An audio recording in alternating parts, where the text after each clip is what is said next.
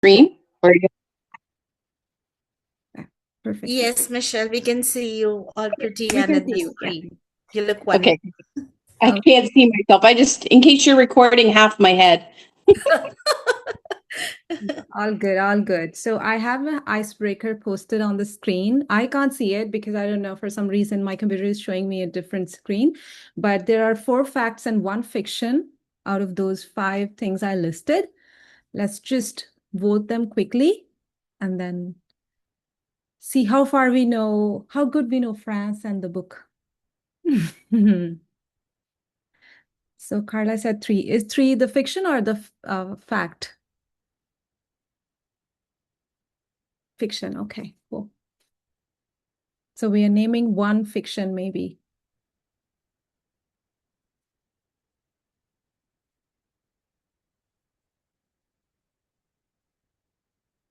Let me know.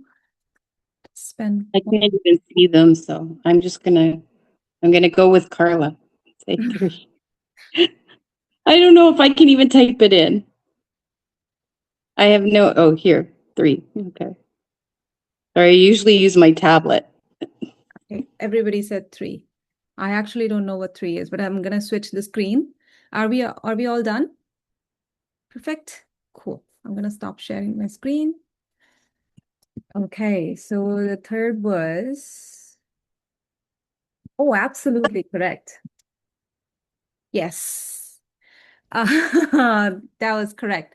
So yeah, Queen Victoria definitely did not translate Madame Bovary. Given the Victorian era's strict moral codes, the book's themes of unfaithful marriage and suicide were considered scandals, taboo in conservative English society for decades. So yes, that was fiction. On the contrary, the first one, which was the publicity from the court case, actually turned the book into an instant bestseller. Flaubert was ultimately acquitted, and the scandal made him famous overnight. And the second one was Flaubert famously hunted for the exact right word. That's why it took him years to complete this book. He hated cliches and would read his sentences out loud at the top of his lungs in his room to test their rhythm. That's what I read about him. And another one was due to its various overseas territories like French Polynesia, Guadeloupe, and Martinique. France actually covers 12 time zones, beating both Russia and the US. They both have 11 time zones, actually. So France has 12 time zones. And the fifth one was snails. About 60 to 70% of the snails consumed in France are actually imported from Central and Eastern Europe because domestic supply can't keep up with the demand. So that's what I learned about France. Thank you for playing your icebreaker game, and I love your input. Oh, okay, cool. So let's start our actual book discussion, but welcome everyone. We don't have an author today, of course. We can't invite Gustave Flaubert today. But I want to say something tonight, especially for tonight's book discussion, because we are traveling to France and we are reading one of the most famous novels written in literary history. Before we begin, I want to say something that, unlike rest of the books that we have read in this book club, this has been quite divisive. Some of us finished it, some of us didn't finish it, some of us struggled, and that's completely okay. It actually makes the book discussion very rich and interesting, I believe, because this isn't a test to see who completed it or who didn't. It's actually what we experienced while reading it. And having read one of the most talked about books in the literary history, it actually feels really great to talk about that book today. So thank you everyone for joining. Um, as a customary, let's start with a one-word review, even if you haven't finished it. Anusha, I would still say that I know you haven't finished it, but just give it your best guess.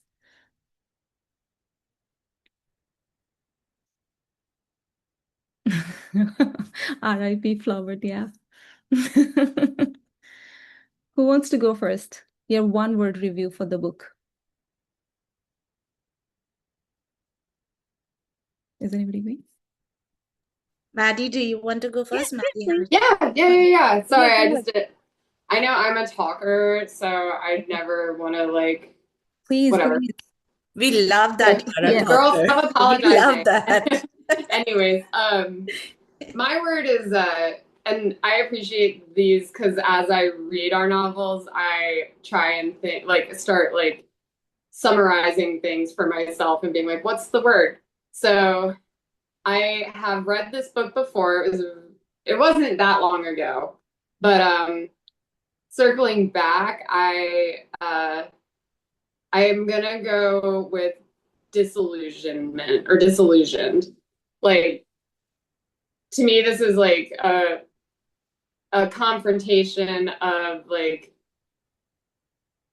idealism and very much romanticism versus like modernism or reality, you know. So that's my word is disillusionment, like the tragedy of disillusionment. Carla? So reading this book now, I find it quite ironic in a good way. So it's so much fun, some passages that I today I was reading the passage when Emma goes to the church to open her heart to the priest, and they talk about first he tries to calm down the boys and shut up the boys, and she's suffering from love. And then he thinks that the poor are, of course, the women that work and the people that don't have anything to eat. So I think that it amused me more than I remember when I was a teen, because I think that I could not appreciate this kind of language. So ironic in this kind of way. Okay, perfect. Ironic in a fun way. Simmer?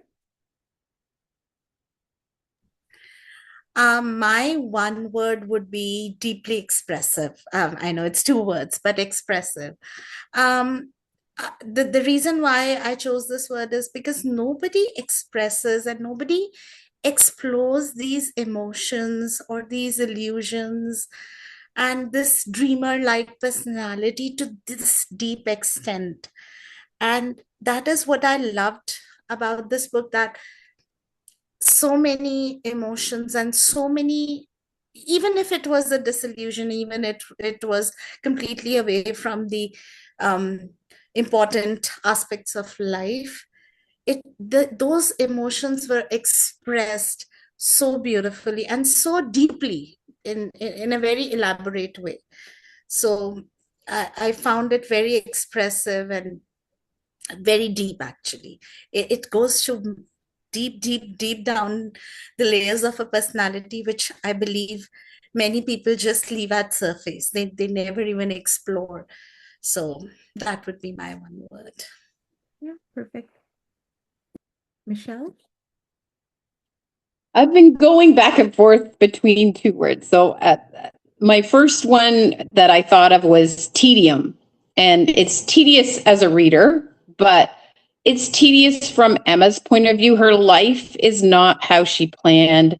It's not the way that she wanted things or her how she imagined. She reads all these romance novels and she's getting married and she expects to be transported into this fabulous world of being married, but it's the day-to-day tedium of running a household, of being a doctor's wife, of then having the baby and having to look after her, and the drudgery of it all. So I think that's I was also thinking dreamer because she's sort of a dreamer, but I think that the tedium of her day-to-day life is more what I got out of it.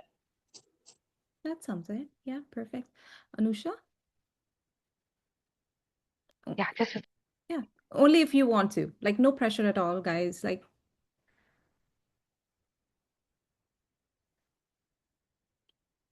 okay, perfect.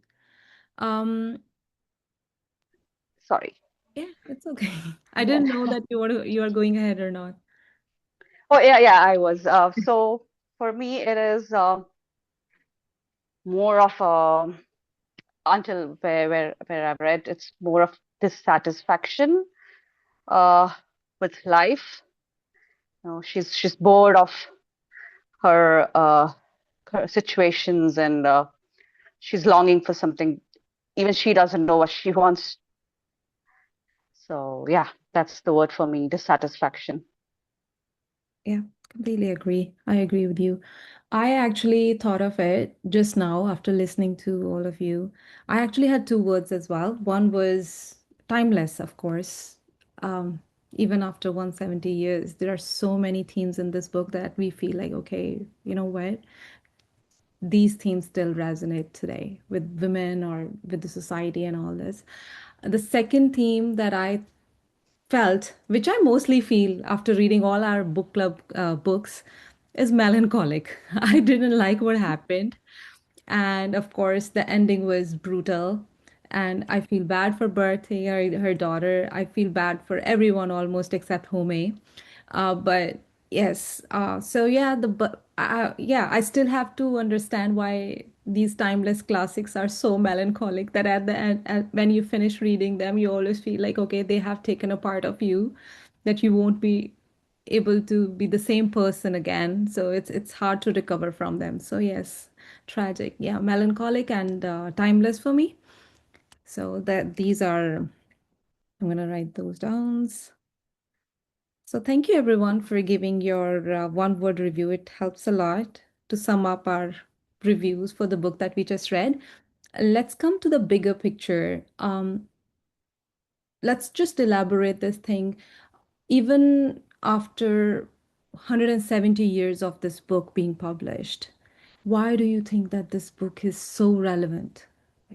Why this book is so much talked about, basically? I mean, I just gave my interpretation, but I want to see like what every one of you think about this. 170 years later, we're still talking about this book. Anyone who For, wants to go? for me, it's not something that I've even really been exposed to or heard about a lot. Like when it was brought up as one to read, I was like, oh, yeah, I kind of thought I heard about that. But honestly, it's not something that has ever been on my radar at all. Mhm. So, not the best person to answer that. I'm with you. I never heard of this book before everyone started talking about it. Yeah, please go ahead, Maddie. I really think the reason why this is so like pervasive through time is because she pisses people off so much. I think all like throughout time, it's like, girl, get a grip. Like, how dare you? So what? Nobody's life pans out exactly the way that you pictured. Yes, you had these aspirations to be, I don't know about rich and famous, but more iconic or something. But you've put no effort towards living that life. And you are married to a good man who takes care of you and loves you. Like, what else should you want? Yeah. Especially in that time in provincial France. Like, I'm sure women in her like economic state would be like, if you want to trade places, girl, like we can do that. And that she dares to want more. Like when I learned about this book, I was in high school, and I would probably be in my early 20s when I first read it, whatever. And it's in a movie called Little Children. It has Kate Winslet and Patrick Wilson in it. It's a very good movie if y'all ever get the chance. And there's definitely like a parallel between the main character and Madame Bovary, bar none. Um, and they're reading it in their book club in the film, and Kate Winslet's character like stands up for Madame Bovary and is like, no, it's not about this, it's about the struggle, like the perpetual struggle for always wanting more for yourself. And then they're all like, well, that's well and good, but then sort of, she's not a villain because there's not necessarily a villain in the movie, but just sort of the shrewd biatch of the group. She's like, well, she just seems so pathetic. And I really think that the reason she stands out through the test of time and evolving culture is just because she's messy. She's a messy girl. But I really like messy. So I know. that's my summary. Of course, of course. Anybody else who wants to talk about it? Why do you think this book is still relevant? Yeah, go ahead.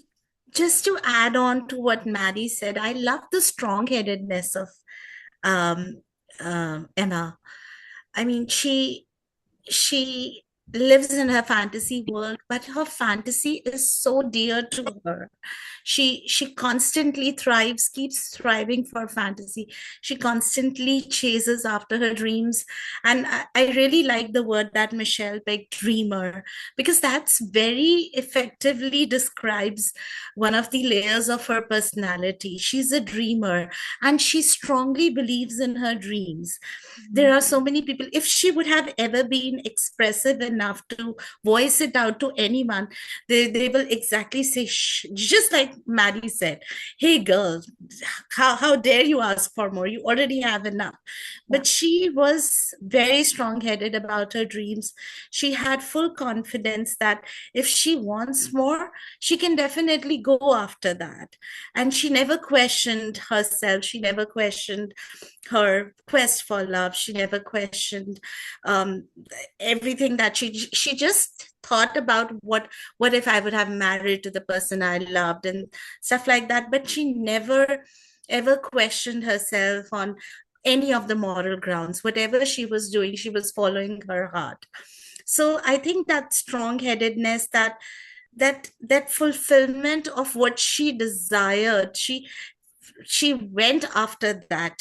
Whether or not she was successful, that comes later. But that strong-headedness, that strong decisiveness probably makes her less of a villain and more of a story to be talked about and story to be discussed about. And I'm so glad we picked up Madame Bovary in book club, because it was always in my TBR. It was always in one of the classics that I have been planning to read, but I was always skeptical and apprehensive in reading it. So I'm so glad we picked up, because it is a story that needs to be talked about. Can I jump in one more time before somebody else takes a turn? Good. Like, I just want to say, like, how high key excited I actually was that, like, because for the most part, like, we've read some novels that, like, weren't necessarily our favorite. But like this one, like, there were some people that were like, I didn't finish it. Like, it's just not for me. I don't like it. It's slow. I don't like the characters, tra la la. So I was like, oh my gosh, this is gonna be like I never we never signed up to be in a book club where we're obligated to like all of the books. Like, I just want to say, like, as a participating member, like, whenever y'all don't like the book, like, the tea is hot. Like, let's talk about why you didn't like it. So Absolutely, absolutely. We are here for the tea. And you know what? I have to say this. I hated the book in the first part. After that, the characters started growing on me. I had like a developed sympathy for them, kind of pity for them, and I started understanding where they're coming from, the part of the history that they're coming from, and they don't really have much to do. And I myself imagined like myself in their place, and I was like, I don't know what worse I would have done in their place, and yeah. But I sorry for interrupting, but yeah, anybody else wants to have their 2 cents on it?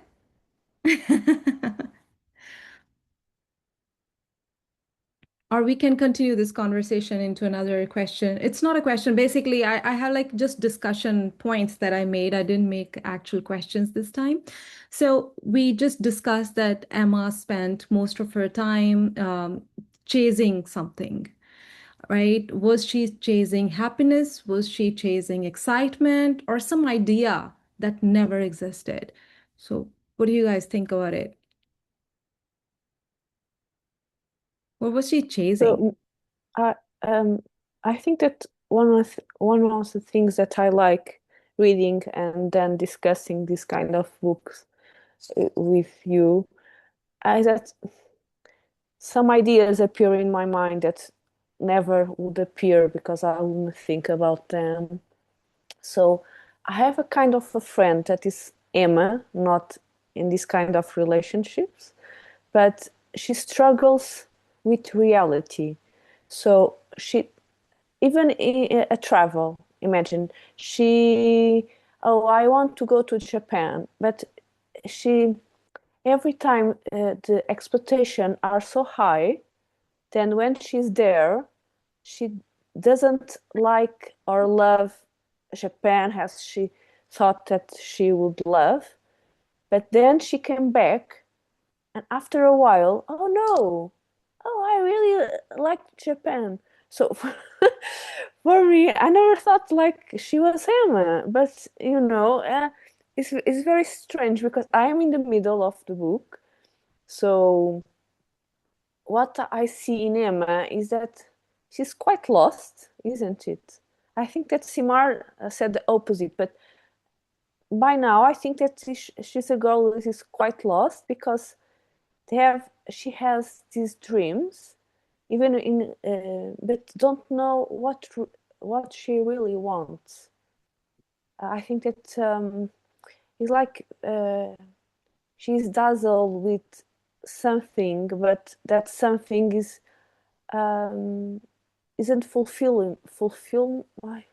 doesn't fulfill her enough.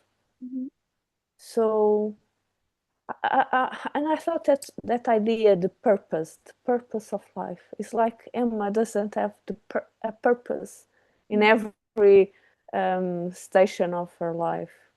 But I'll finish the book because now, like Fish, oh no, I'm really liking this now.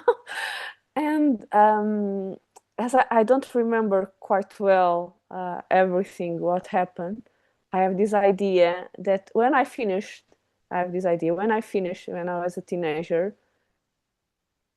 I didn't blame Emma. I don't know why, or even Charles. I don't know why also. And I think that the chemist is the terrible person, but I don't remember why also.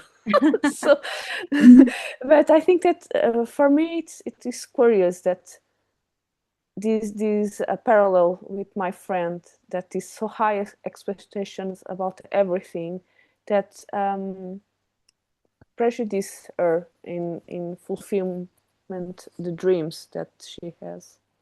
Yeah. Sorry for my English. No, All absolutely. good. I your love take. this perspective. Yeah, I love your take on it. And I completely agree with you. We do have Emmas in our lives in one way or the other. We're never satisfied. We are never satisfied, and why should we? Never apologetic. We shouldn't be. And second of all, I was telling Simmer last night when we were talking about the book, like how much we all have finished. I was like, I just finished the book, and she said that she had few pages left, and I was telling, I do feel a part of Emma in me because I go shopping when I feel sad. I spend money to feel better. And she actually did the same, maybe in an exaggerated way, but we do have that part in us, like in one way or the other. And who knows what I would have done in her place. So who knows?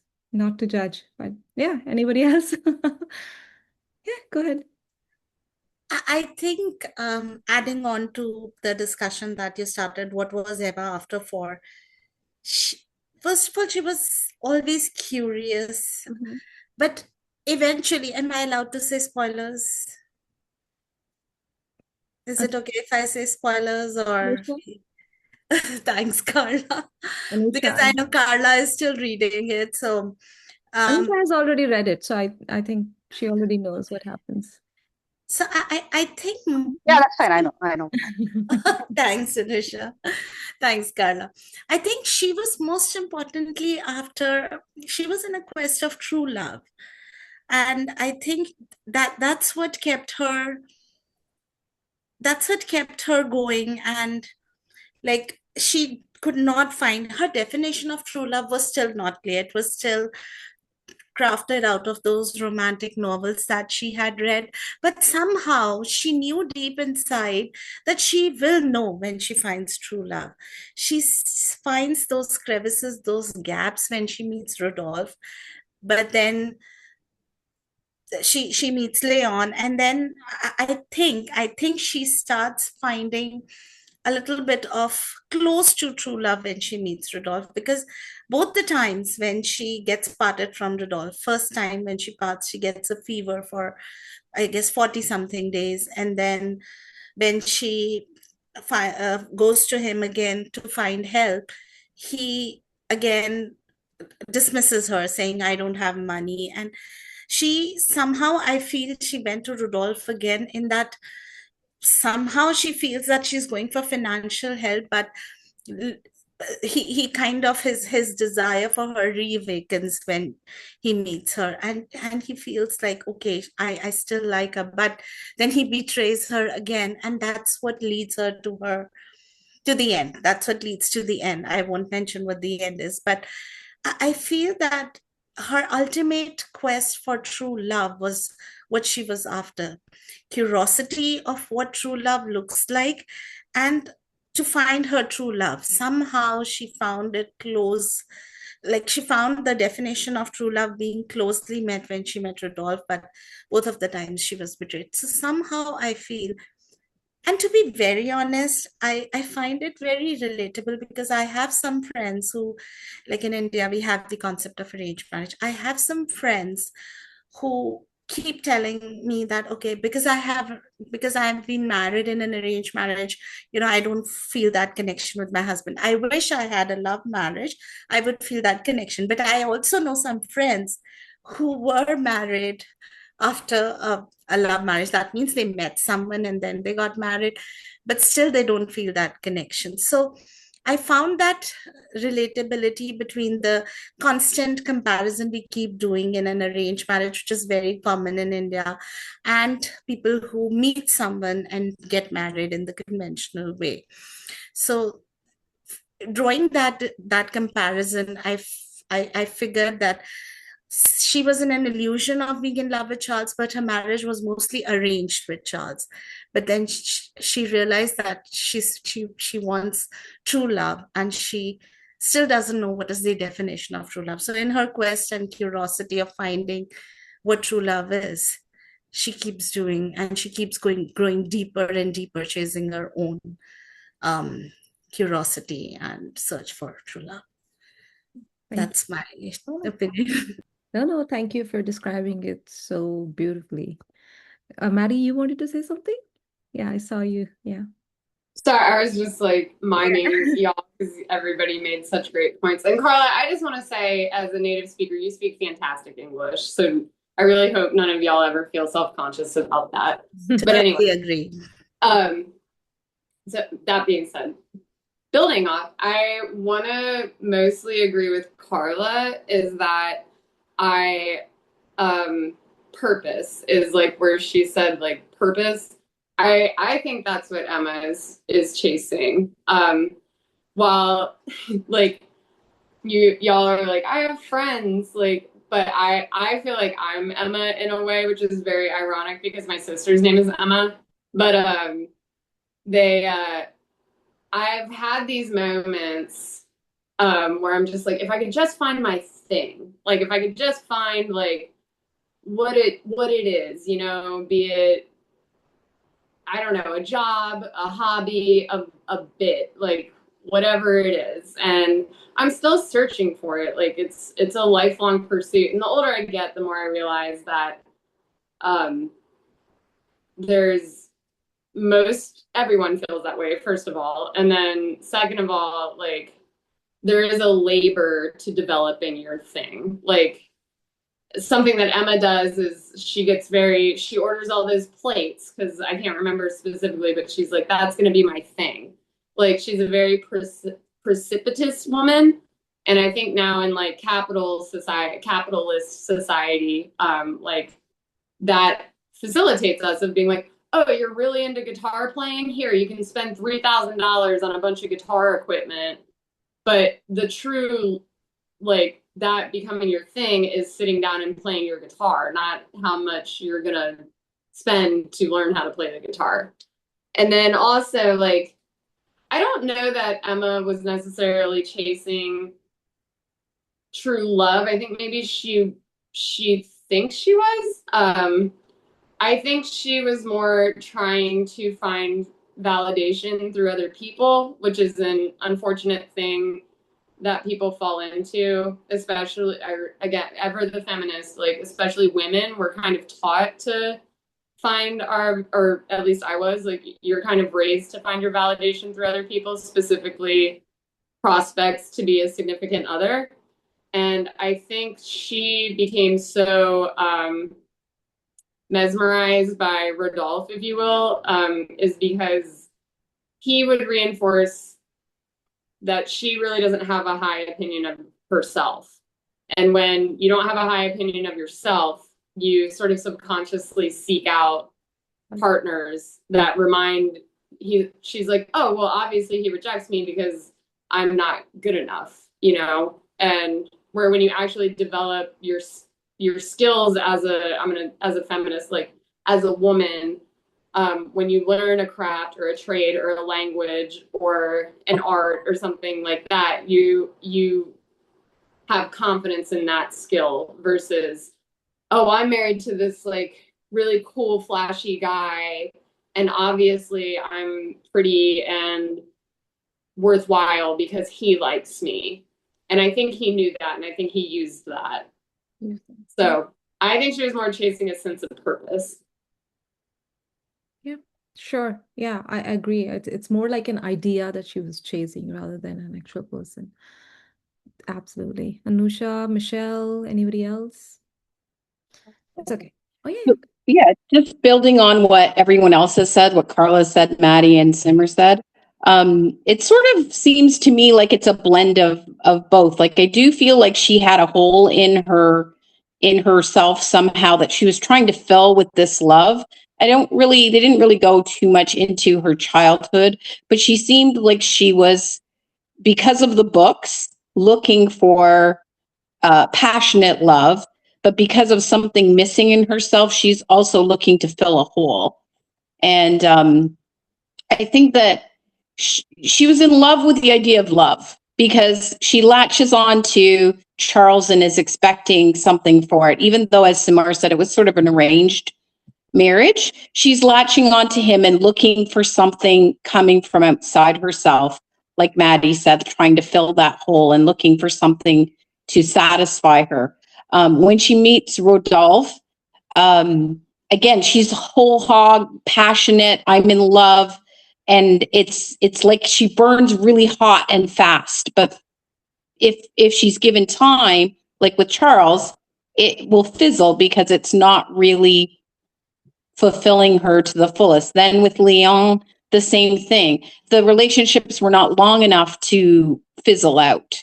They ended it, and that broke her heart because she's so invested and in love with love and just wanting wanting and needing. And I think that you talked about that, maybe Vish, you talked about that before, about her wanting and needing things. So a little aside, I don't know if you have more questions, but I found it interesting that he's the same era as Tolstoy and Anna Karenina, and you have two very similar women being written by men, and to me, they're both pursuing that same sort of passion, and like they were contemporaries, but actually, Flaubert was first because I think his book was written 25 years ahead of Tolstoy's. And so I went down that rabbit hole to look, and Tolstoy had read this book and was somewhat influenced, though he said that he wasn't, of course. So anyway, I just thought it's interesting that it is also from a man's perspective of what a woman would be thinking and feeling in their day and age. Love this, Michelle. Thank you for sharing. I do want to mention something which I probably would have skimmed that part in the book. Please correct me if I'm wrong. Did somebody notice the name of the novels that she was reading? Because I couldn't find any. The names of the novels. Did the author mention the name of the novels that she was reading? Yes, Paula and Virginia. Yeah, really? Okay, so probably I missed this because I was like, I want to read those novels, but she's reading to get that idea. So There was this You think first this novel, is Paula real? and Virginia, Okay. and even I don't want to say because it's in the trivia quiz. I'll shut my Oh, okay, mouth. okay.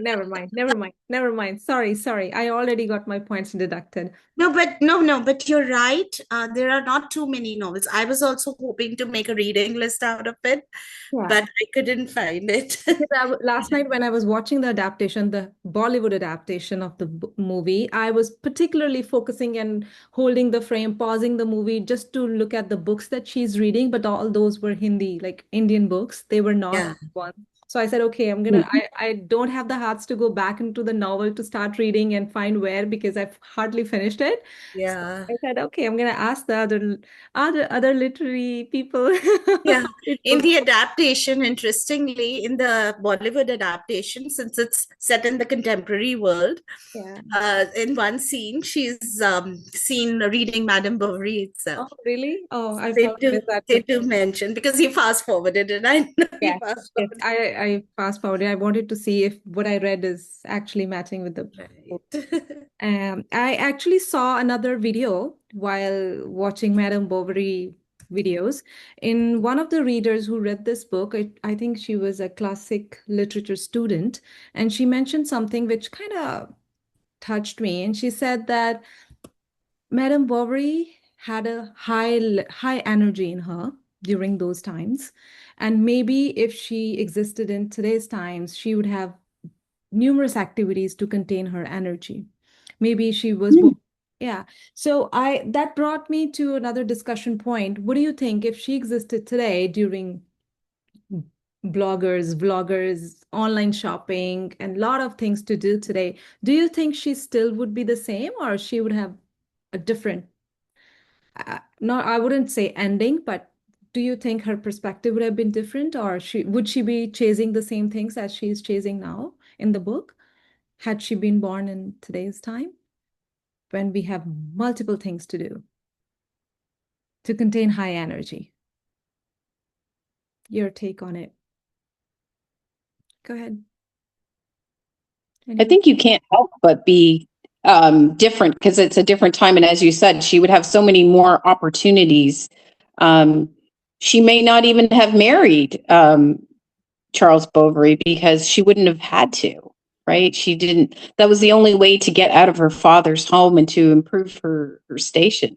So it's a really thought-provoking, great question. But I see her as some sort of a movie star or a recording artist if she was talented in that way. She was fake learning the piano. So yeah, like I think that she's a person who needs that the crowd and the adoration. She needs that, and she would be some sort of public persona. That's true. That's true. Yeah. Who else? My first thought that she would be an influencer. She could even marry some rich guy, a boring rich guy, because she would have the money just to do her thing, and her influence will switch very rapidly. First makeup, then even somehow when she struggles and try to be a good wife, will be in this movement of trade wife, then she will change it again. Yeah. That's my first thought. Agree with you. Yeah. We slowly shifted from Madame Bovary to yesteryear. Loving it, loving it. We love the non-apologetic and messy women characters, right? We do love them. Yes. Anybody else? Who Would knows? I She could also be an bookstagrammer. She Oh, loves to read books. absolutely. She would have, yeah. Yes, Yeah, Michelle. and there's this. I think there was this passage I had photographed where she and Leon are talking about books, and that was a very good. Um, I really liked that part where she says, "You forget everything, and the hours go by. Without moving, you walk through lands you imagine you can see, and your thoughts, weaving in and out of the story, delight in the details or follow the outlines of the adventures. you merge with the character. You think you are one whose heart is beating so hard within the clothes he is wearing. So I had bookmarked that passage. Wow, that's good. Thank you. Maybe you should share that, Anusha, that part for the quotes. Sure, I'll do that. Yeah, but it's a long one. Will do. I'll take bits and pieces of it, and or you can just cut however you want. Awesome. Awesome. Maddie, do you want to add something on it? Yeah. So I think like influencer is hilarious. Like I think that's really funny to build off because there really are stories of women. I just listened on audiobook to Confessions of a Video Vixen, where a very young, beautiful woman was born in St. Thomas and went through a lot of tribulation growing up and just kind of carved out a life being the girlfriend of successful rap musicians, or sometimes not the girlfriend, the side chick or whatever. And she probably would make a fabulous divorcee where she married a doctor and decided that she wasn't fulfilled, but in this day and age, she could get divorced and he still has to upkeep her, pay for her house, and she could just join not that there's anything wrong with this, like shout out to the divorcees, but he keeps her on a certain level and she doesn't, maybe do a whole lot, whatever that means. And then but then the idea of fake learning the piano was also interesting to me because there's a quote that Lady Gaga had said that caught the attention of Henry Rollins, and these are two like very separate genre-wise people, but also two people I admire a lot. That Lady Gaga's quote is "Reality bores me." She has said that on multiple occasions, that just existing in the world as it is, she cannot hack it. But Lady Gaga grew up in Manhattan, New York. That's hardly provincial France. I've never been to provincial France, but she came from a very different background. And she's also a fantastic, well-trained musician. She's not fake learning. She can actually do all the things that she does. So if Emma had a little bit more conviction maybe in or drive, that she could be a Lady Gaga, but her level of, willingness to develop those skills, she might just have to be a divorcee. just depends. I love hearing everybody's choices. Either one, I think, is better than how she ended up. So true. That's absolutely true. Right from what Michelle said, she wouldn't have married him to begin with, right? Anybody else wants to add, or are we done? Are we all covered? I actually forget because I was so immersed in the conversation. I forgot who else is left. Can I add with just one statement? Please go ahead. I'm not sure how would Emma be if she was born in today's world, but I really wish we have someone like Charles in today's world. Because it's a little hard to find Charles. So that's just my little side note. Yes.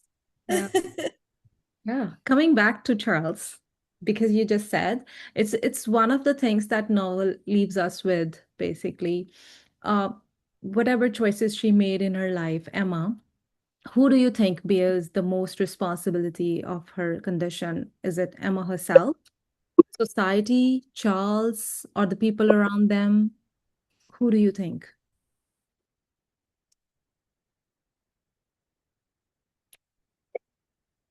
The decisions she made in her life, who do you think? Or her father, or her convent school? I tend to go back. Yeah.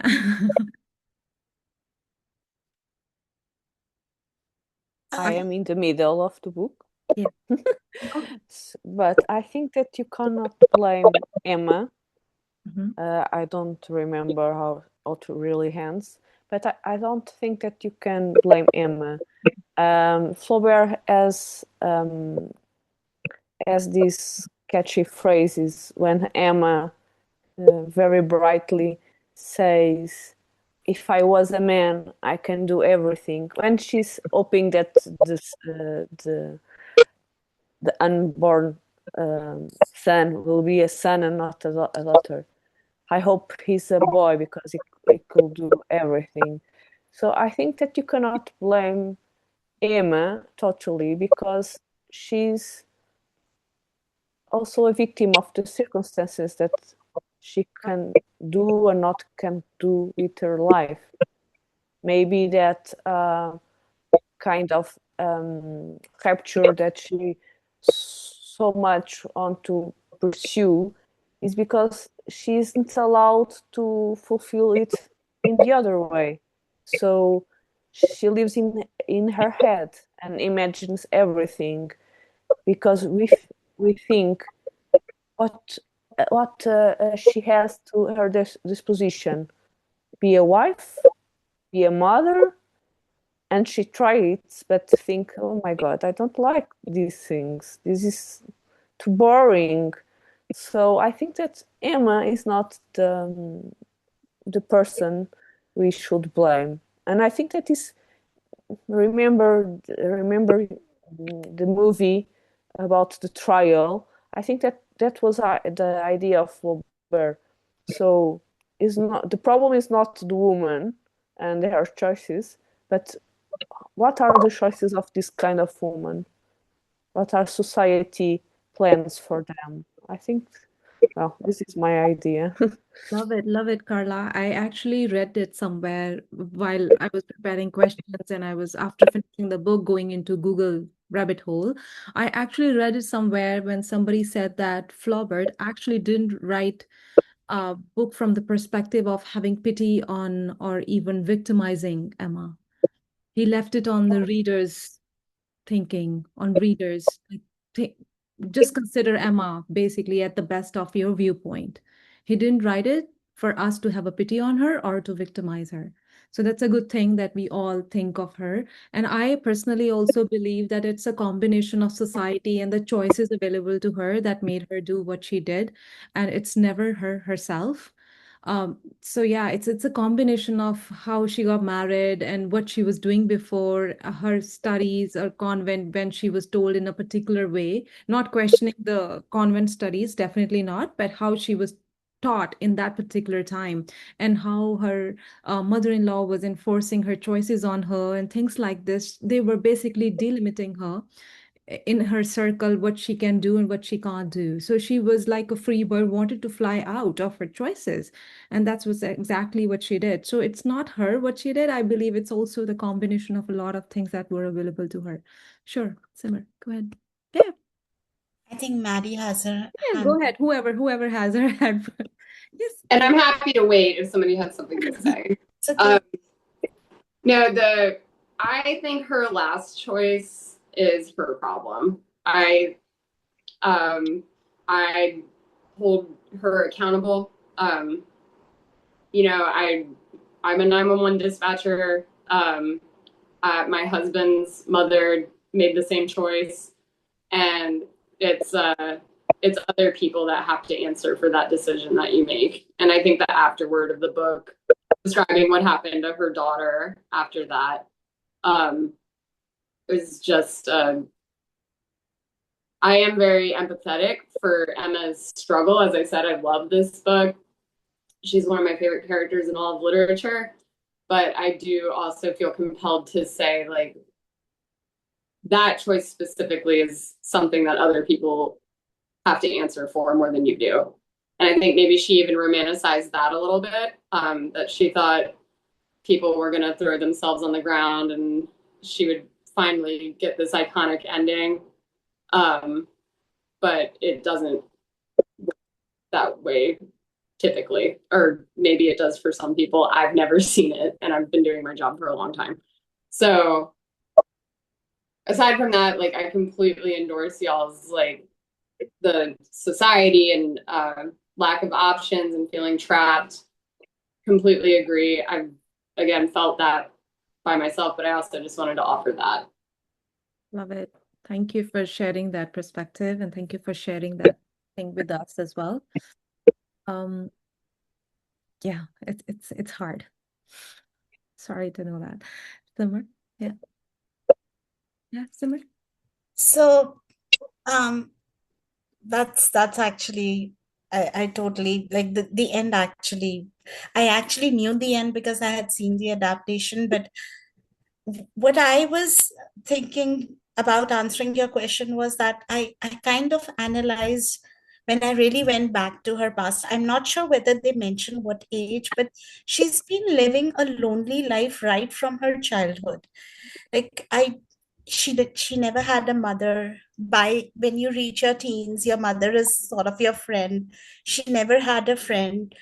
She Most of her youth, most of her teens, most of her life in her 20s or 30s, like whenever they never mentioned ages, it was mostly she was just living with her father.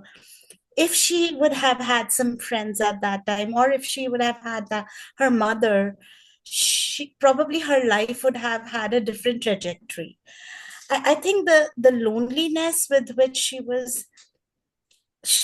the loneliness which was in her life right from the beginning, right from her childhood, I think that kind of sort of laid the ground for what she felt when she got married to Charles, and when she in her fantasy of living a life out of that world. I think that loneliness right from her childhood, because she never had any friends. They never mention any friends from school or college. I really wish she had some friends who could, like in addition, like keeping the affairs aside, keeping the men aside from her life, if she would have had any girlfriends who would, fill in those gaps, fill in those little loneliness, because she never gets to express herself anywhere. She's always talking to herself in her mind. So somehow I believe lack of resources, as well as the loneliness that was in her life right from her early years, I think that's what laid the foundation of what her life finally went. And that's really sad and really unfortunate. Yeah, good point. Actually, fair point. Yeah. Anyone else wants to add to that? Cool. Cool. Going back to Charles, actually, I want to talk about Charles. He doesn't get as much attention as Emma. Um, what do you think of Charles? Has your opinion about Charles changed since you started reading the book, or by the end of the book when you reached it? Did you see your perspective towards him change, or how do you see him? Do you see him dull? Do you see him ordinary? Do you also find him ordinary like how Emma found him? Or do you just find him uh, I actually found him misunderstood, but again, the floor is all yours. What do you guys think of Charles? Whoever goes first. Hattie, Simmer? Okay. Yeah. I thought it was tragic in the end, and I think because you were seeing him through Emma's eyes all the time, you had a different opinion of him. But looking back at it, he was giving her everything she wanted. He idolized her, he loved her, he worshiped her, he wanted everything that she wanted. So it's sort of a tragedy in the end, because not only does he lose her, but then he finds out that about all her deception and her spending of money and her affairs and everything like that. And he's just so crushed that he can't even go on. So it's sort of ironic that everything she wanted, she had, she just didn't respect it or recognize it. Yeah, that's true. That's fair. That's a fair point. Uh, I loved it when he actually fought with his mother. I was like, okay, that's missing. That's missing in today's time. So I'm glad you did it, boy. So he has my full points, but again, I loved your perspective as well. Anybody else? Simmer, you want to go ahead? Yes. I found him very generous. I found him like again when you read a man like when you read a male character written by a man, you usually want to hate him or something. But even when he was portrayed through Emma's eyes, I still had a very soft corner for Charles right from the beginning, because first of all, he was always a puppet of his mother's decisions, and his first marriage, he was forcibly married, and then he gets a chance. So I think he redeems, and he gives her his everything to Emma, because he got a second chance and he wasn't very happy in his first marriage. So he gives her his everything to Emma. And I think right from the beginning, even if Emma thought that he's not very competent as a doctor, but as a person, Charles was so supportive, so forgiving. At so many points, I wanted Charles to, like, even if I love Emma, but at some point I thought, now Charles will be angry, now Charles will be suspicious, now Charles would be questioning why she's spending so much, why she's not coming back after piano lessons. And he was so supportive and so generous. Somehow I feel that although Emma never felt that chemistry with him, but he literally devoted his entire life, his entire being to Emma. And that's what made me love Charles in this book. Like, even though he was portrayed in a very different light in the first two parts, he started shining in the third part, but for some reason, he was one of my favorite characters in the book. That's great. And yeah, I find him really easy to manipulate as well, which is a sign of like a really nice person. I don't know. Naivety, Naivety, yeah. yeah. And when Home and Emma kind of manipulated him into performing that surgery on the clubfoot guy. Oh my God, that was terrible. I was like, okay, poor guy. He was so he was regretting, but again, I felt like, guy, you are so naive. You didn't know what you just did. So that was also something. So yeah, Charles, I had a kind of sympathy towards him for some reason, because he was just, yeah, he loved her, but again, I think he was misunderstood. But yeah, Anusha, Michelle, anybody else? Well, Carla wants to contribute to this. How did you find Charles and Maddie? Maddie, did Maddie already go? I forgot. Sorry, I'm so invested in this conversation. No, it's okay. I can go. I basically completely agree. Like, when people characterize him as dull or ordinary, I think he would probably agree with you. Like, that he never had this ambition to be this sensational man. I think he enjoys what he does. He enjoys where he is. Before all of the nonsense started, like, he would travel to go see his patients. He was interested in his craft, more or less, and he loved his wife. He loved his family. And before everything went sideways, for whatever reason, he would have described himself right where he pictured himself.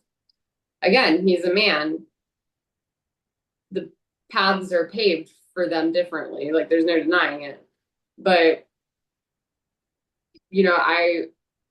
I feel akin to Emma, because sometimes I'm married to just a nice guy. He's nice, and I'm feisty, and I'm sassy, and everything means something. And sometimes when I just wake up in one of my moods and he goes, okay, you're unhappy, like, let's talk. Like, I'm like, oh no, he's on my side. Like, he wants me to be happy. Like, I shan't make him the enemy, like. And I have chemistry with my husband. I love him deeply. But so just, not everybody's on this pursuit to have this life that people are going to talk about after you're gone. And I feel like he he had to answer for Emma's pursuits in a lot of ways. Well said. Well said. Absolutely. Anusha, Michelle, Carla, you want to add to anything to that? To Charles's? Yeah, okay. Um, yeah, I absolutely agree with what you just mentioned. And yes, it makes a great difference. Not everybody wants to be, and I also feel like not everybody's passion is to be sensational, and some just wants to live, like I think he wanted to live an ordinary life. He didn't want to be like extra special in his classroom as well, like how the novel started. Like he wasn't an ordinary guy. For me, he became a doctor. Guy, you are not an ordinary, first of all. You are brilliant at that time and age, and you kind of struggled in terms of fatherly love, but you still fed. You gave all your love you had. You never saw, but you gave it to Emma. But still, it happened that way, how it ended.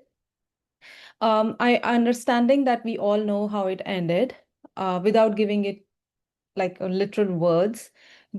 Do you guys see the ending, that how it is gonna end? Was it inevitable in your mind that it's going to end pathetically or tragically? Or were you kind of expecting a different end? Or maybe in your mind you thought, okay, maybe it should have ended in that way. Or any other ending that you thought that it could have? Like, yeah. Oh, no, go ahead. You go first. I'll wait. I'll quickly say I'm not a candidate for this question because I already knew the end. I had seen the Bollywood movie adaptation. So, Maddie, you go ahead. I just said that I'm not eligible for this question because I already knew the end. But And even if you have to, even if you had a thought in mind, like, I wish this could have ended differently, how would you have wanted it to end?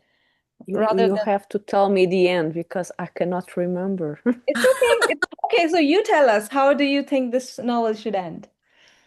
I am in the middle of the book when she met Rudolph, okay? Uh-huh. Uh-huh. So if we, if this was a book in the Romance era, I think that it would be finished quite right. Mhm. Maybe Emma should see something and then look to Charles in a different way, and they will be together, and she will love her daughter birth, and she will be fulfilled by the simple life that Charles can offer her. So Amen. Amen to what you just said. yeah. Mhm. So, but this is not is realism, and this guy Flaubert has a purpose with his book. So she wants a lesson somehow. So I don't know if it will be tragic. I cannot remember. The only thing that I remember is the chemist is the bad guy for me. I don't know why. Is the one. um, but I think that he wants to show or to teach a lesson. I don't know what lesson is. As I said, I don't think when I read it as a teenager, I didn't blame Charles or Emma. So, and I thought that I think that was Vish that posted on Instagram the romances that teach me, and I was thinking that somehow I read this kind of books. There are a Portuguese book by Essa de Queiroz that is a romance, and there's a priest that is Amaro, and the title is the Crime of Priest Amaro. Okay. And also that book teach me a lot with this one, Madame Bovary. Maybe it's why I am a feminist, not because I read feminist books, but I read this kind of books that the girl is blamed and is not her fault. Sorry, Mary, I don't remember the end, so It's all just right. the idea that I have when I read it as a teenager. So I think that will be tragic in the end, not only because you have already told that, but I think that you wants to teach a lesson. because it's in opposition with romanticism. So yeah. That's good. That's good. You still thought better. You know what you wanted to know what I thought? I thought it's gonna end how Emma novel of Jane Austen ended. I thought it has to do something with that Emma. But this Emma was completely different than Jane Austen's Emma. So I was completely on a different track when I started reading it. So I was way wrong. Yeah, sure. Go ahead, Maddie. I just wanted to I think the ending was spoiled for me. I think the first time that I read it, I already knew how it ended. And I don't know if they bring that up in the movie that I talked to y'all about, Little Children. Maybe. But because I just read the back of my copy it's like a whatever. And I was like, oh, I think the ending was literally on the back of the book because it's so like, the plot isn't necessarily those books that are so famous that like how they end aren't even that important necessarily. But it's not on the back of the book. But I think somehow I knew how it ended before I got there. So it became a like I need to watch this person fall from grace. If I'm remembering the first time that I read it right, which is possible that that's not what happened at all. But I think I did know how it ended before I got there. So was that the question? Yes, absolutely. I Okay. just wanted to know, like, how did you see it ending? Did you expect this ending to be like this when you were reading it? But everybody I think I actually kind of did. knew. Yeah. But I think I already knew it was going to happen because somebody told me. But Yeah. so I want to know one more thing from everyone. Um, Whoever, I mean, most of us have finished it. Some of us are partly reading it, and some of didn't finish it, or some of us DNF'd it. Um, what actually challenged you in this book? What was the most challenging part? I'll go first. I find it too descriptive. At one point, I said, I don't want to know what color of your carpet is. Just go ahead and tell me if it is being sold or not. So, yeah, so I find it too descriptive.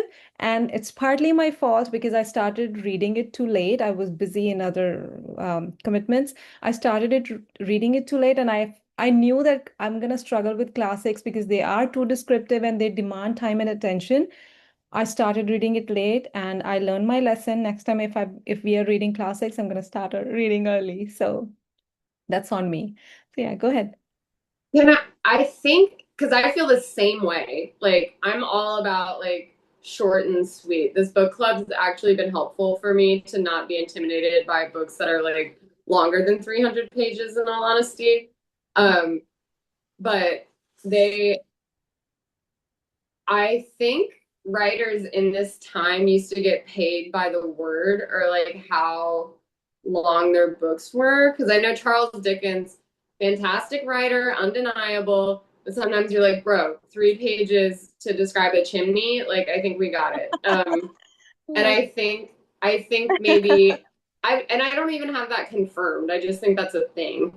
So I think that might have something to do with it. But I completely agree with you. The first 150 pages, they don't even talk about Emma that much. We're like, where's my messy girl? Like, I want to get to the tea. So yeah, that very slow to start. Very slow to start. Yeah, go ahead. Carla, did you face anything or was it okay? Yeah, it was quite surprising because as I read it as a teenager, I didn't remember the full descriptions of everything, the farm, the places, the food at the wedding. My God. And I tried to read that in English, and I stop it and hold back my Portuguese edition because I could not understand most words. And I think that uh, my thought was, oh my attention is so debilitated now that I don't have the patience to read this kind of books. because I was that teenager that read it. I didn't find that boring.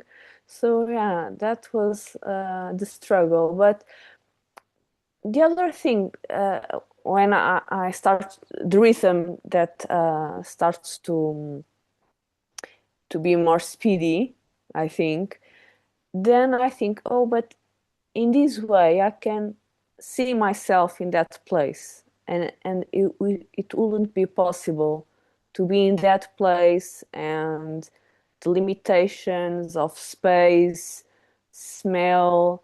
When Emma looks to Charles and sees boring the way he used the clothes. So yeah, it's nice to have the descriptions, but sometimes I agree with Maddie's too much. Yes, absolutely. Thank you. Anybody else wants to share? Michelle, Anusha, or Simmer, sorry. Yeah, go ahead. I just want to circle back at what Maddie said. Maddie, you are right. I also read about it that at that time authors were paid by words. So uh, because I have some friends who read classics a lot. Like I remember one of my friends, he's in US, he mentioned that he read a book where I don't remember which author he was talking about. He said it takes him 12 pages to describe a chair. So I totally agree with you that probably, so if we keep that theory in mind, I think uh, Flaubert was quite conservative in his approach, while although it was too descriptive, but compared to other authors in his time, I think the book wasn't as lengthy as other books have been.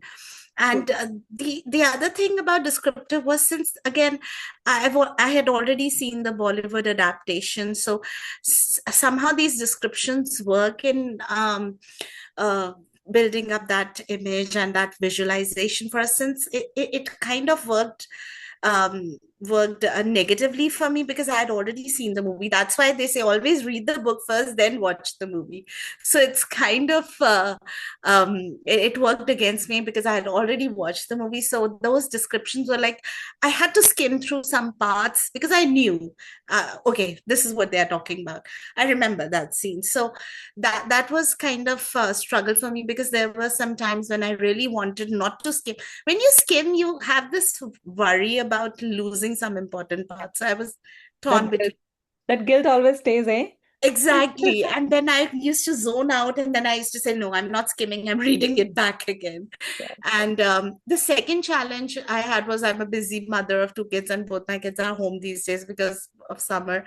So I used to take help of audiobook.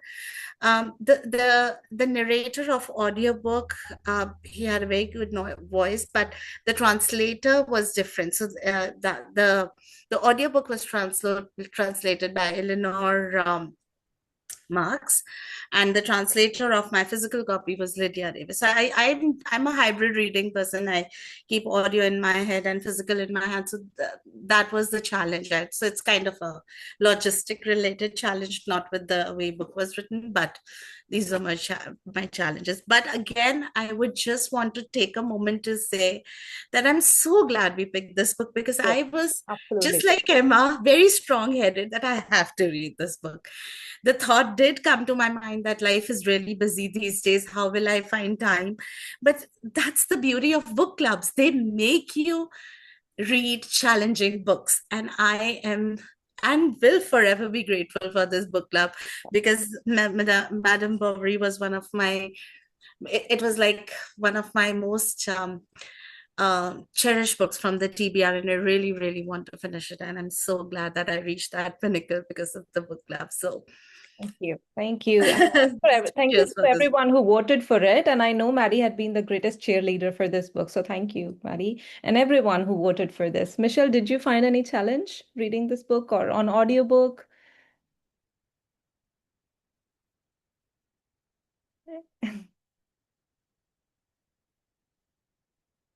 We can't hear you. We can't hear you. You're on mute. I was in the message and it was so hard to get it off on my phone because it's so small. So sorry. Yes, I had it on mute because my daughter came home from work and she was in the background talking. So I might have missed quite a bit of what you guys said. So I'll have to go back and watch it on YouTube when you load it up.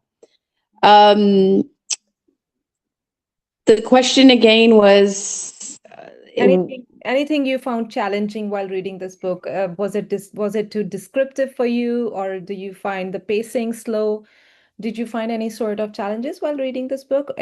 Or let's just rephrase this. If you have to recommend this book to someone, what kind of disclaimers would you add before recommending this book to someone else? Yeah, I guess just read it with the mindset of when it was written, Okay. and forgive the overly descriptive language because that was a thing then. It was also produced serially, is that right? Yes. Yes. Yes. So again, a certain amount of repetition is because it was issued a week at a time in a magazine or a newspaper. But yeah, also to add it with that, just from my own way. Like when I read a book title called Madame Bovary, I want it to be all about her. And I was confused at the beginning because there was a Madame Bovary, which was the mother, which I commented in group that I'm like, why are we talking so much about her son? This is called Madame Bovary because I didn't realize that when he gets married, that's the Madame Bovary it's about. Yeah. And then even after the end, the story kept going longer than I thought it should have. Now, I'm glad it did because I got to see, as I said, a different side of Charles, and him taking on his mom, and and him really showing his devotion and his love. Like he wouldn't sell her stuff; he sold everything of his own. His daughter's running around in rags because he's not going to sell Emma's stuff because he thought it was very important to her. So, but basically, if I was recommending it to somebody, I would just say that, take it for what it is, for a sign of the times it was written. Perfect. Yeah, that's a great one. Yeah, Anusha, do you want to add something? Yeah, I think just what everyone said. It took me, I was a little busy. And then when I started, it took me a while to get into it, reach the Madame Bovary part. So yeah, again, the descriptions, I think I'm too old for descriptions now. I want to read something that gets over fast, and it's fast paced, and there's something action. This action is some kind of action is happening. That's true. So That's true. yeah, I but I'll imagine. be finishing it. Yeah, I'm sure I'm going to finish it. I'm not going to DNF. Because I I'm hope we already are at with that you. point of time, at a point of the book where I want to continue reading. Yeah. I hope I've reached that point. I hope our discussion make you finish this. No, I was going to finish it. It was just that I couldn't find the time to. No pressure. I was just kidding. No pressure. No pressure. I also thought, like, you know what, if these books are not that descriptive, let's just say if these are not descriptive and the adaptations are not being made, how would we imagine that world? I think it would have been difficult, right?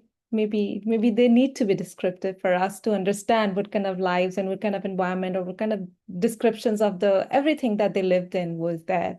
I had one more question, but we are running out of time. I don't know if you're okay for 10 more minutes. I had one more question that I was so wanted to ask everybody. Do you guys have any favorite scene in the book that you want to talk about, like quickly for like everybody? Is there anything that stuck with you? Like, I mean, that stayed with you at a particular scene of the book that stayed with you? Yes, go ahead, Maddie. I spoiled it for myself a little bit. I put it in the chat, but when she burnt that Southern coming out, when she burns her wedding bouquet, that has always been iconic to me.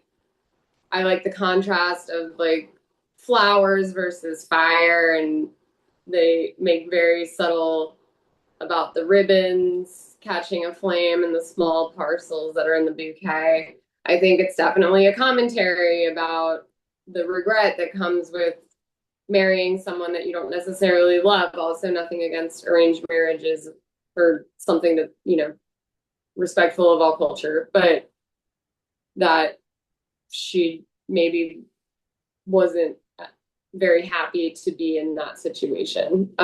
Also, I remember learning the word precipitous from this novel, and how she like would get these like, okay, here's my thing, like I found it. And learning a new word is always very special to me because I love words. And then also when like just when you can feel it that Rodolphe isn't really feeling it anymore, and you're like, oh, I know what happens now. So those are my three big ones. Thank you. Thank you for sharing. Yeah. Anybody else wants to go? Yeah, sure. Simmer, go ahead. My favorite scene was, and I literally got goosebumps when she is recovering from her breakup from Rudolph, and everybody's trying to cheer her up, but everything is in vain. She's better physically, but mentally she's still recovering from that breakup. And Charles takes her to the opera, and she finds that relatability. She finds that when she's watching that, first of all, the opera that she's gone to see, it's an adaptation of one of the books, one of the novels by Sir Walter Scott that she's already read. I won't mention the name because it's in the trivia. But when she watches that opera and she somehow finds herself in that, she finds that relatability with the character of the main character who is playing Lucy is the name of the main character. So that particular scene, definitely I loved it, because that's where I realized that probably I wish she had a friend she could have talked to it about it, because she found herself in that character, and somehow it was very reflective, and of all the things that people were doing around her to make her feel better, she started coming back to surface, found the answers of what she has been looking for through that opera. So it kind of brings back the importance of books and art and culture in our life, that we should be, sometimes these escapes, these books, some people say don't read fiction, read only non-fiction.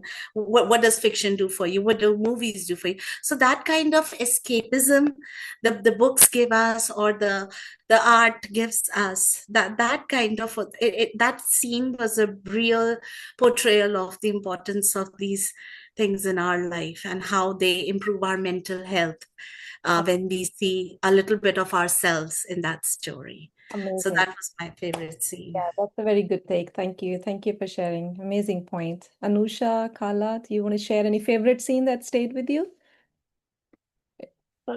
To be honest, I really like that one that I already spoke, when she tried to confess to the priest, and is also managing the little boys. Yes, that was funny too. Yeah, because I think that was a snapshot of the provincial life, that and the priest is also thinking a lot of things at the same time, and I thought that was a funny scene, because there are two people that are not talking about the same thing. Yeah, that's good. That's good. That's good you mentioned it. I also laughed at that scene, like how kids were literally tearing him apart, and she's trying to talk to him about her heart. Thank you. Anusha, do you have any favorite scene? Or is it too early? Your choice. No pressure. No, none so far. No. Michelle? Two things that stood out to me. I don't know if it's favorite scenes, because I didn't really enjoy the book. I never really got into it. I just persevered to finish. But two things that stuck out to me. One was when Emma takes Bertha to the wet nurse, that she actually is like living there, staying in there. And I don't think I've ever come across that in a book. Usually the nurse is living in your house, and you still have access to your child. So I found that was really interesting and something I hadn't come across before. And something that was entertaining was Rodolphe's letter. And when he was writing it, the narrator was a male narrator that I was listening to.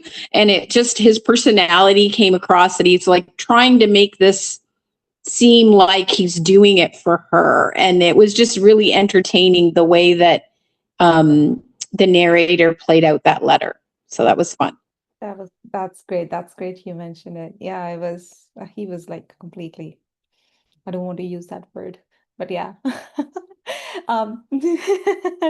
Two things stood out for me.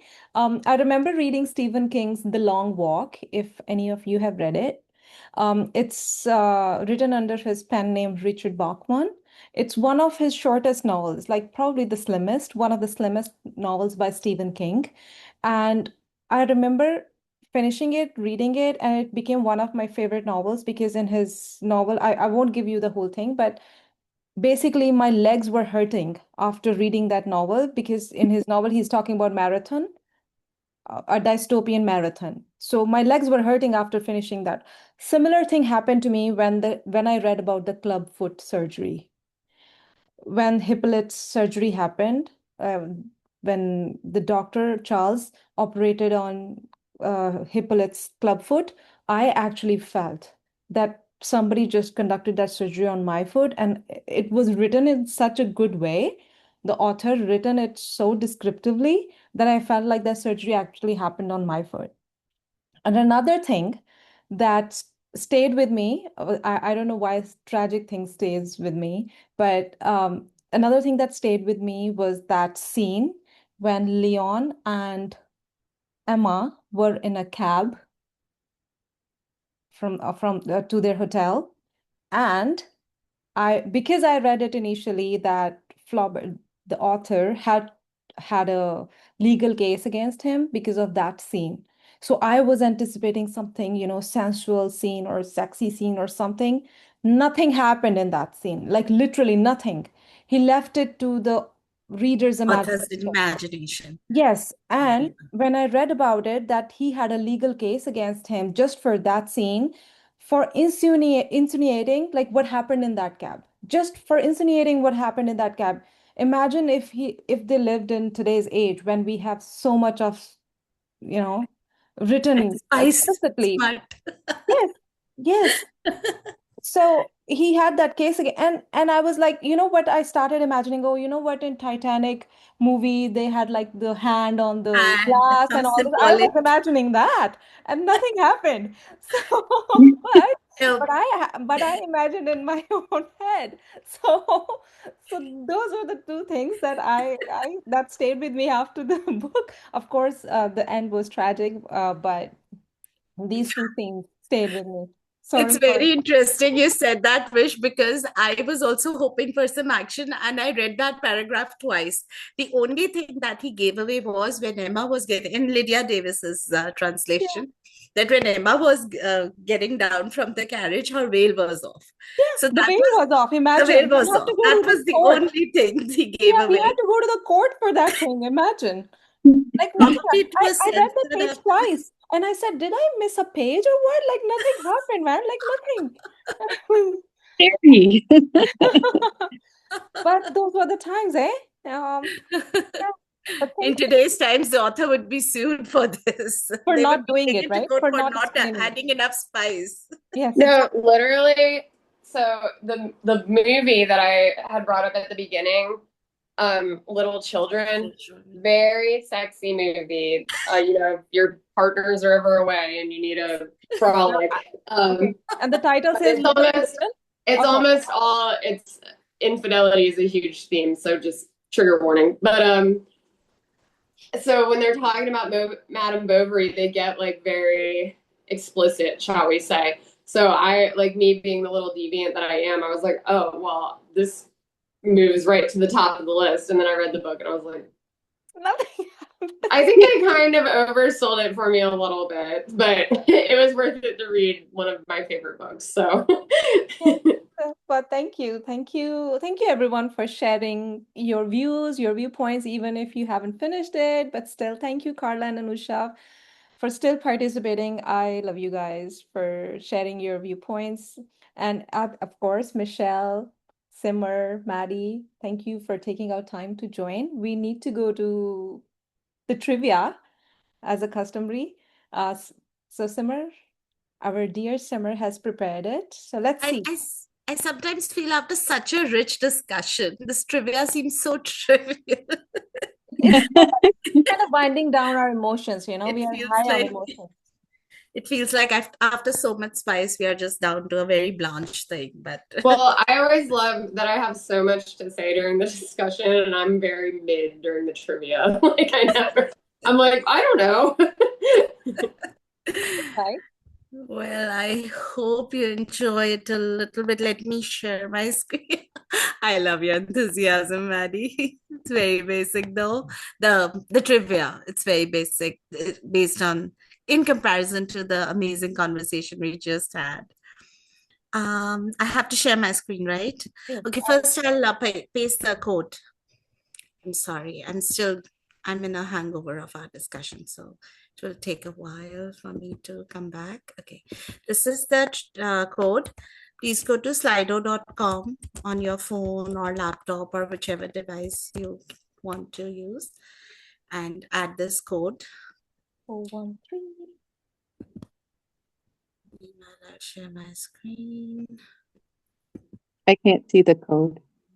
It's Oh, okay. 413-5808. Thank you. Wait, 1 second. Vish, are you able to see my screen? Are you guys able to see my screen? No. No? Okay, wait. I think I did something wrong. Let me first start. Meanwhile, let me try one more time. Okay.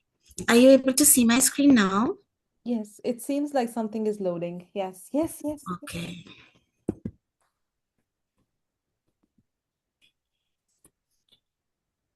How many of us are we? I think one of us, Anusha, is missing. Let's wait for Anusha to join. Is Anusha there? I think she's not here. She's not here. Oh, did Yeah, she? I'm here. Anusha, do you need the code 413? Oh, it wasn't showing me Anusha's name on it. Okay. 5808. Okay, Anusha is here as well. All right, are you guys ready? Yes. Did they show up on our screen or only on the shared screen? It will show up on your screen, Michelle, because you will Good, have because I to. can't read that. Is it Okay. showing on your screen? It just says get ready. Yes. Oh, is It's it? Okay, I think, how about now? Does it show now? Yes. yes. Yep. Okay, Perfect. Thank you. Oh, no problem.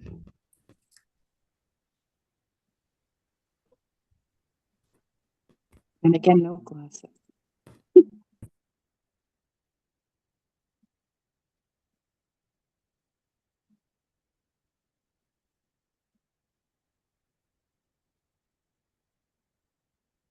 if I got this one wrong, I would be really disappointed. Yes.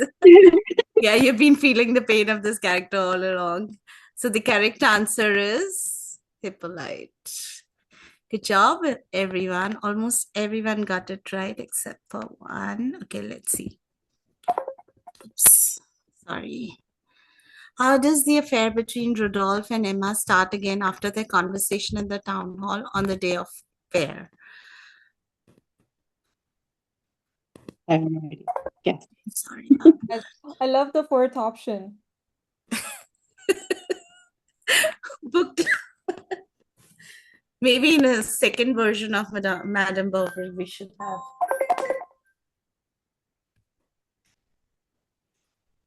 I'm sorry about these. My daughter keeps calling our entire family group. Sorry. Okay, so the correct answer is, oh my God, everybody got it right. After a gap of 6 weeks, Rudolph takes Emma out on horseback riding. That was so cringy though. But yeah. I would love if this was true. The book club. All right, next one. What was the name of Madame Bovary's Emma and Charles's daughter? I think. See, I just added very easy. Let me know if you guys want more challenging questions. Oh, I'm good with this one. So this book has been challenging enough. Yeah, with the memory I have these days, I think this is also challenging for me. So the correct answer is birthday. Everybody got it right. Good job. Okay, how does Charles meet Emma?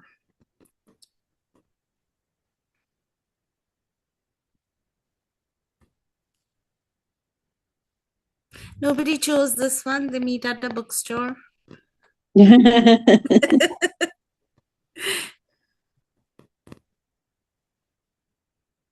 All right, let's reveal the answer.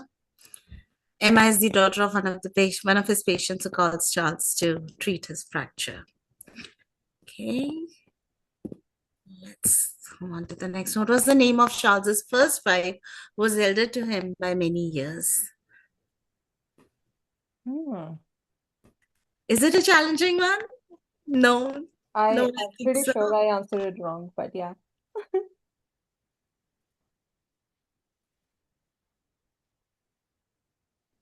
All right, look at the answer. Let's look at the answer.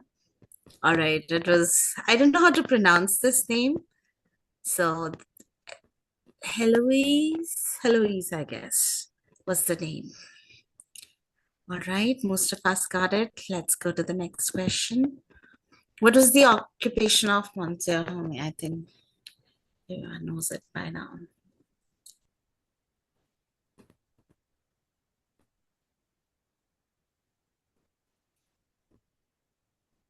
Everybody got it.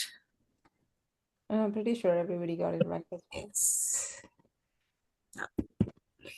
Good job, you guys. All right, next one. How does Emma meet Leon again after Rudolph leaves her?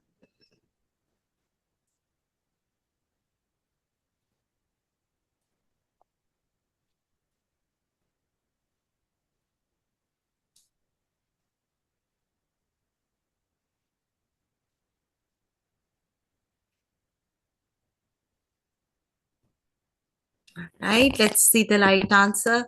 They meet in the interval of the opera where Charles had taken Emma.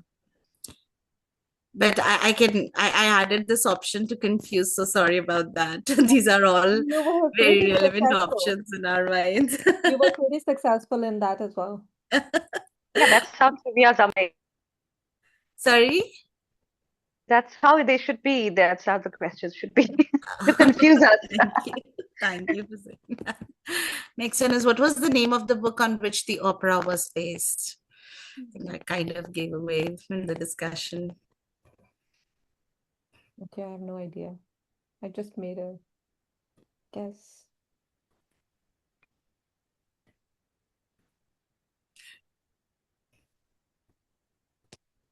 I was so happy when Michelle and Maddie brought up Anna Karenina, because like I did not know the backstory about it. I did not know Tolstoy had already read it, but somehow I draw the comparison, and it was like one of the obvious options in this. So I've actually never read that book. It also made its way to the to be read list, but I've heard obviously nothing but phenomenal things, and I watched a video of like the compare and contrast between Anna Karenina and Madame Bovary. oh, So is it? Wow, yeah, that's amazing. TBD, or I don't know. I'll follow up. Maybe we should vote for Anna Karenina when we reach Russia. Not opposed. All right. I did like it better. Oh, I think only because I read it first. Okay, Michelle, you've already read it. Great. Mhm. Awesome. Let's move on to the next question. Who is responsible for luring Emma into luxurious indulgences, leading her into a financial ruin? I guess this is also an easy one.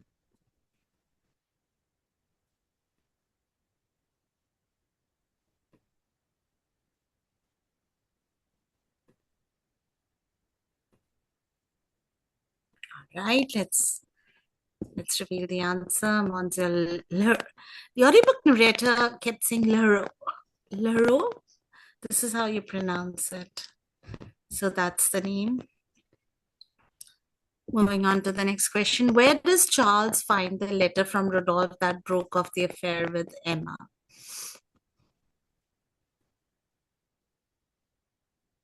I'm actually confused. I love these dwindling bars. Yeah, because he found something there, he's found something else there. So he found two things. So the correct answer is in the attic.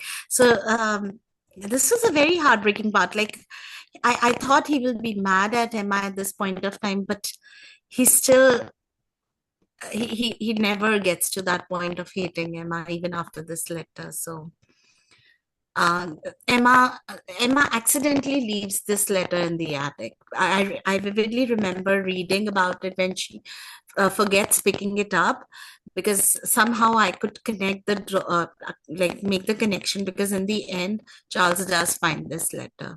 And I So think I in need her that. desk, he finds the receipt of Yes. the So piano. in the bit in between his boot also he finds that receipt of the. In my translation, it was in the boot. I'm not sure if. No, it was as well. It was there as Yeah, well. right. Yeah. So this, I think they purposefully mentioned that Emma left the note in the attic for us to find out that Charles later finds it out. Moving on to the next question. Who is Catherine Leroux? This might be a challenging one.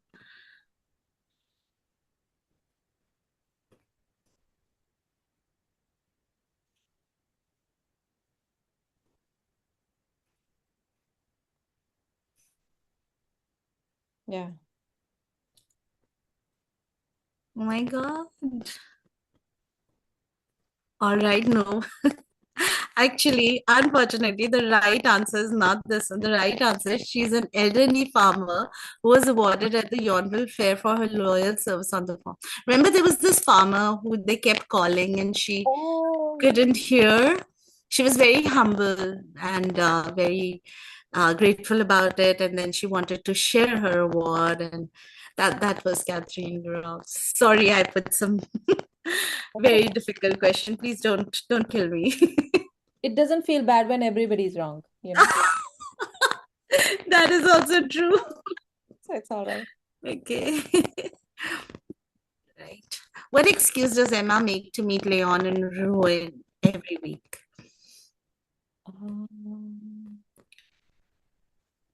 I think she wants to go attend book club meetings every week. Oh, I found a spelling mistake.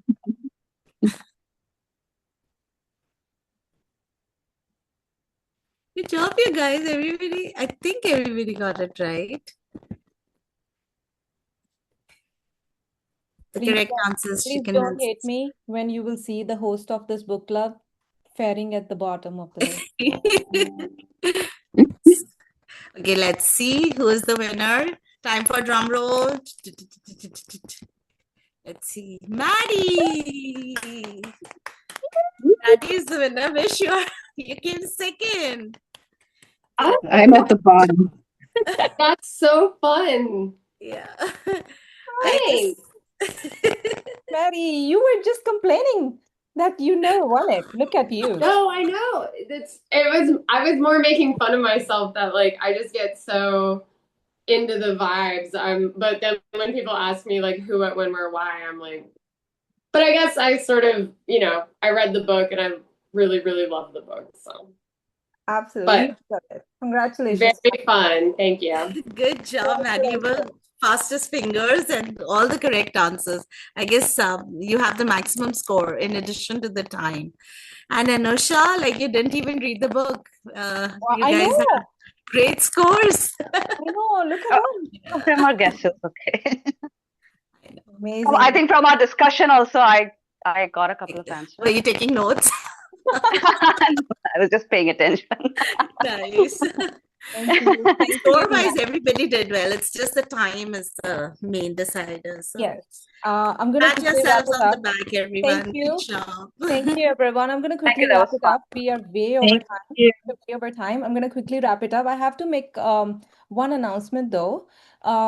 The next book that we are reading, The Ray of Light, something like this. Lack of light. The Lack lack of of Light. Sorry. It's a huge, humongous book. So I'm wondering, I want to know what you guys think, if we can skip the next month and meet after the next. Like we meet in September. And Yeah. it's also Yeah. summer, everyone's busy. Sure. So they want to take Yeah. time off, so we can meet in September instead of August. As usual, last Thursday of September, and we can discuss this book if it's okay with you guys. Right? It's a long one.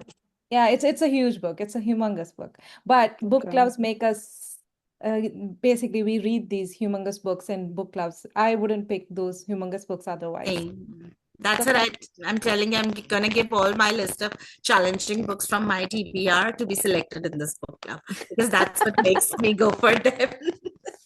Ooh. I'm taking on 3 big books this month, so I can use the extra time. I'm also reading Covenant of Water and East of Eden this month. Oh my God. Covenant of Water is also very big. I guess 900 pages, right? 700, 900 pages. I didn't look. I just know it's big. Maddie, Yeah. well, Well, I appreciate the extra time. when is the wedding, Maddie? Do you know? What? Yeah, When is the wedding? Is it like the last week of September? I know what day or it's not going to be. It's September 19th. So, Okay. I just meant like it would be great to have a little bit of extra time because I'm going to my sister's. Okay.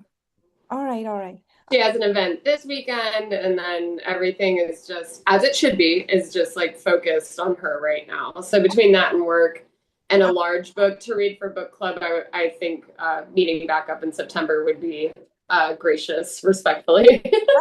Absolutely. Because we also understand it's summertime and kids are home and everyone needs time off as well. So book club shouldn't be something that should be a priority.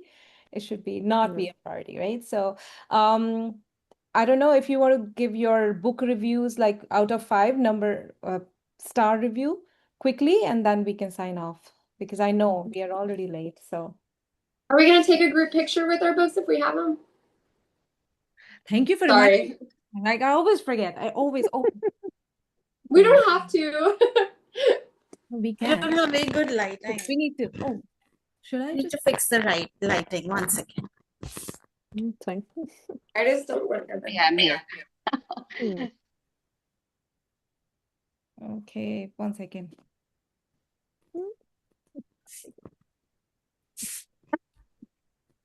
You can see it. 1 second. There you go.